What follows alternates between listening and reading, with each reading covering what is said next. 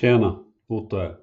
Jag är tillbaka för att berätta varför jag avslutar min bevakning av Sedana Medical. Häng med! Ja, innan jag berättar mera tänkte jag bara dela att Redeye, ett analyshus, har upphört med sin bevakning av Sedana i veckan. Och det betyder också att deras riktkurs är satt ur spel. De behöll ju sin riktkurs efter CESA-studien och tyckte att bolagets förklaringar var gott nog. Och behöll riktkurs 24 kronor. Och nu helt plötsligt så avslutar Redeye sin bevakning. Jag avslutar också min bevakning efter att ha sänkt riktkursen till 12 kronor. Så jag tänker att de som lyssnar är värda att förstå mera. Ja, och den som har hängt med i mina turer här, den vet att efter Q4-rapporten för någon månad sedan, då var jag ganska positivt inställd och tyckte att det här var ett bolag att äga för livstid. Och sen hände det här med CESA-studien och då har jag förklarat det. För 2 veckor sedan så släppte jag ett klipp som på enkelt språk förklarar vad som har hänt i Sedana i relation till en studie i Frankrike. Och nu bestämmer jag mig alltså för att avsluta bevakningen baserat på de efterforskningar som jag har gjort. Ja, jag har listat 5 punkter som har lett fram till mitt beslut. Så låt oss gå igenom dem en i taget. Men huvudrubriken är att det är för många frågetecken. I den första punkten så tittar jag på resultatet i CESAR-studien. Och CESAR-studien, när jag läser om Sedanas kommunikation kring den här studien, inför studien och under studien, så skriver de att den är viktig för det här paradigmskiftet i vården. Och då drar jag slutsatsen att när vi fick ett negativt studieresultat så kommer paradigmskiftet troligen att bli något svårare. Därför att vården kommer ha fler frågetecken efter det här studieresultatet än vad man hade inför den här studien, där man bara hade positiva erfarenheter av tekniken och metoden. Så det är den första punkten.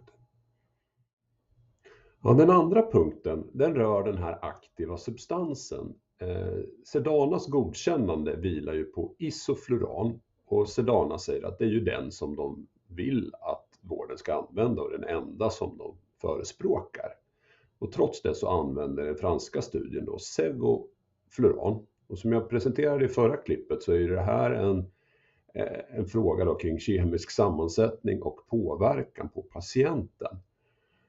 Och Sedana bygger retoriken på att det skulle vara skillnaden mellan de här två som har till stor del förklarar utfallet i studien. Jag har försökt med mina källor som kan det här betydligt bättre än vad jag kan.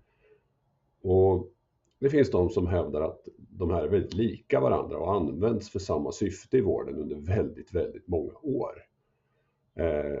Samtidigt som det finns en nyansskillnad att sevofluran till exempel kräver lite högre dosering på vissa patientgrupper för att uppnå samma effekt som isofluranet. Och att överdosering också kan leda då till exempel njurskador och så vidare. Så att det här gör ju också att frågeställningen kring hur lika de här är en sak som är svår för mig att avgöra och förstå. Och den andra frågeställningen är ju, vad är implikationen av en eventuell feldosering av respektive ämne här? Och igen, det blir ett frågetecken som är väldigt svårt att förhålla sig till. Så det är den andra orsaken. Den tredje punkten, den rör Sedanas roll i CESAR-studien. Och här har jag blivit lite förbryllad.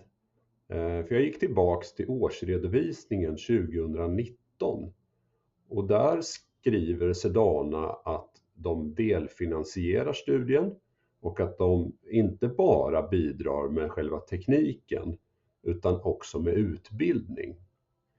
Och det som förbryllade mig då, det var att under covid så var det ju givetvis svårt då att utbilda och att det blir en utmaning kanske att göra rätt dosering och undvika handhavande fel.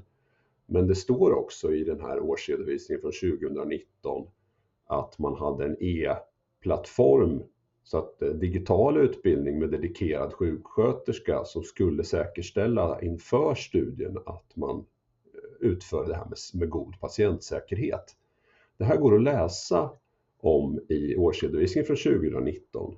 Och när jag läser den och jämför med hur bolaget nu svarar kring sitt engagemang i CESAR-studien, så ser jag en diskrepans. Och då känner jag så här, och nu var det lite mer frågetecken. Vad var Sedanas roll i den här studien? Jag är lite förvirrad kring det. Ja, den fjärde punkten, den rör ju den här patientgruppen som CESAR-studien var föremål för, ARDS-patienterna. Hur många i en IVA-situation som kan kategoriseras som ARDS-patienter kan ligga allt mellan 10-30% beroende på vilken källa man använder sig av. Och om det är så att den här subgruppen av patienter, att vi har en osäkerhet i den patientgruppen, då ställer jag mig frågan om det behövs ytterligare en studie med isofluran då istället för sevofluran. Eftersom den här studien av något skäl behövdes och den inte föll väl ut, då är det ju ganska logiskt i mitt huvud i alla fall att då behöver man komplettera den studien som hade negativt utfall med en ny studie som innefattar isofluran för att få ett positivt utfall då. Och det tar ju i så fall 4 år att genomföra eller få klarhet i, om det inte är så att ARDS-populationen i Sedanas egna studier är så pass stor och relevant att det går att dra slutsatser därifrån. Men frågetecknet, eftersom temat här är för många frågetecken, så ställer jag mig frågan då, behövs det en ytterligare studie eller inte? Och det har inte jag lyckats klara ut och bringa klarhet i. Ja, den femte punkten har inte så mycket med Sedana att göra, utan det har med min tanke kring portföljutveckling att göra. Alltså var kan jag få alternativ avkastning till eventuellt mindre risk? Så att helt enkelt att när jag har för många frågetecken i ett innehav så kan jag skifta det till ett bolag som jag har färre frågetecken i för stunden. Och hoppas på att det inte dyker upp nya frågetecken i det bolaget då. Men logiken helt enkelt riskjusterad avkastning. Så det är de 5 punkterna som konkluderar frågetecknen.